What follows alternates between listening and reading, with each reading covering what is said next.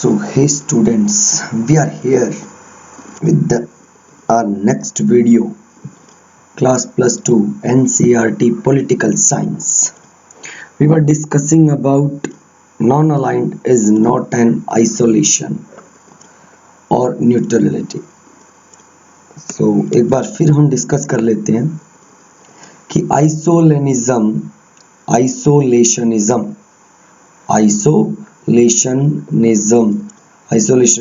क्या होता है। ठीक है, अलगाववाद जिसको बोलते हैं, क्या होता है। Isolationism means remaining aloof from world affairs. Isolationism mean का मतलब होता है कि आपको विश्व के मामलों से कोई मतलब नहीं है। Okay, remaining aloof from world's affair. The foreign policy of US since the American War of Independence in 1787. Now, one more question arises here. When was American War of Independence happens? ठीक है, American War of Independence happened in 1787 up to First World War. Would be the perfect summing of an isolationism कि जब world war हो रहा था तब America कहीं था ही नहीं। ठीक है, अमेरिका को पता ही नहीं था, वो अपने इंडिपेंडेंस ऑफ वॉर से जूझ रहा था।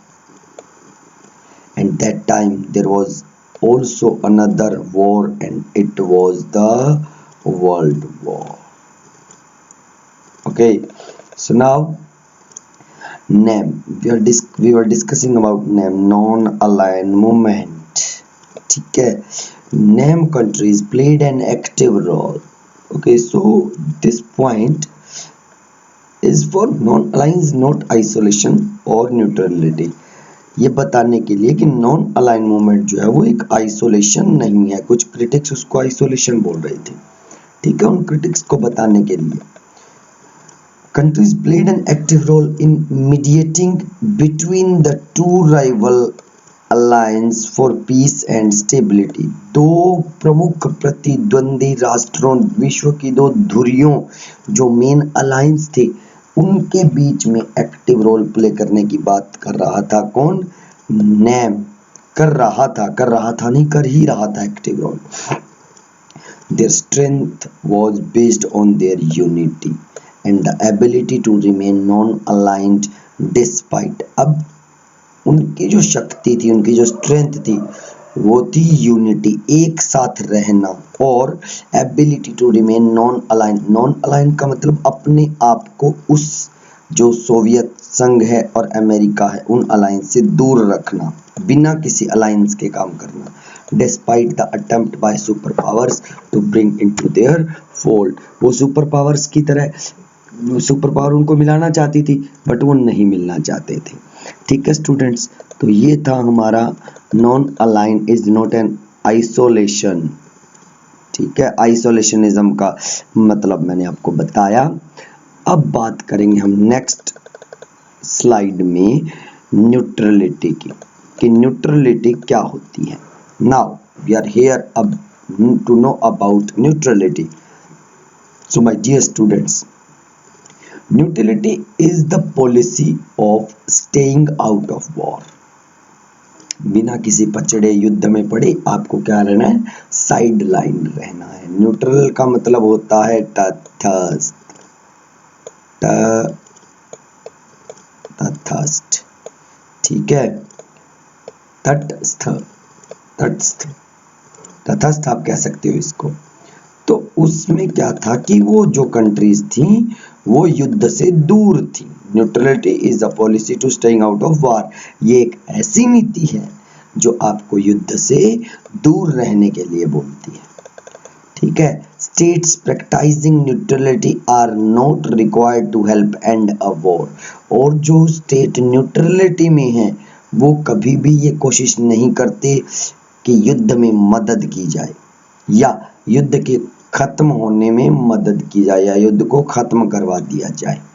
They do not get involved in war, वो नहीं चाहते कि हम युद्ध में पड़ें, हम युद्ध में जाएं। And do not take any position regarding its morality और एप्रोप्रिएटनेस, और वो किसी भी प्रकार की जो मोरालिटी है, नैतिकता है और जो संबद्धता है उसके रिगार्डिंग उसमें नहीं पढ़ना चाहते। वो सीधी सी बात, उन्हें क्या रहना है, युद्ध से दूर रहना है। Name countries including India were actively involve in war in spite, अगर देखा जाए जैसे कि बोला जा रहा था कि नेम कंट्रीज आइसोलेट हैं, नेम कंट्रीज न्यूट्रल हैं, but not, this point says name non aligned movement countries including India, even India तक एक्टिव थे उन वॉर्स के अंदर, एक्टिवली इन्वॉल्व्ड थे, मतलब उनका रोल था, इंडिया का रोल एक्टिवली था। They also worked to prevent and wars, और वो कोशिश कर रहे थे इन युद्धों को खत्म कर दिया जाए।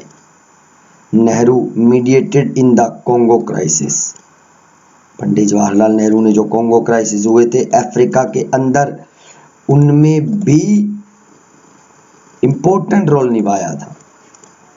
ठीक है, so these things are not suitable for name countries. These words are isolation or neutrality. Now name serves India's interest in two ways. Name जो था वो इंडिया के इंटरेस्ट को दो रास्तों में दिखाता था, दो वेज में दिखाता था। First one is it allowed India to take international decision. Name ने क्या किया, इंडिया को अलाउ कर दिया अंतरराष्ट्रीय स्तर पर निर्णय लेने के लिए, एक अपने आप में ताकत के तौर पर। Stance independence of interest of the two alliance, और दूसरा एक स्टांस दे दिया, स्टांस मतलब एक मौका दे दिया, एक अडिग रहने का चांस दे दिया, इंडिपेंडेंट रहने का, कि ये आजाद रहेगा किसी भी अलायंस में, चाहे वो यूएसए हो, मतलब नाटो हो, या हो ईस्टर्न अलायंस। ठीक है जी, ये किसी में नहीं जाएगा। कौन? India. Okay, next, India was able to balance one super power against the another, और अगर इंडिया किसी एक के साथ मिल जाता तो दूसरी सुपर पावर को क्या कर देता, बैलेंस कर देता दूसरे के सामने। एक सुपर पावर बैलेंस हो जाती, मतलब अच्छी हो जाती दूसरी के सामने। इफ इंडिया फेल्ट इग्नोर्ड और duly pressurised by one super power, it would tilt towards other, और अगर इंडिया किसी एक सुपर पावर के द्वारा प्रेशराइज की जाती, ठीक है, तो वो दूसरी तरफ जा सकती थी। मतलब पासा इंडिया के हाथ में था, सब कुछ, पूरी ताकत इंडिया के हाथ में थी, इसलिए कोई भी सुपर पावर इंडिया से जबरदस्ती नहीं कर सकती थी कि आप आके हमसे मिलिए। Thus the super power could not take India for granted और ट्रबल इट, इसलिए सुपर पावर जो है वो इंडिया को एक खतरे के तौर पे नहीं लेना चाहते थे। वो चाहते थे कि अगर मिले तो अपनी सहमति से आए इंडिया, अदरवाइज हम जिद नहीं करेंगे।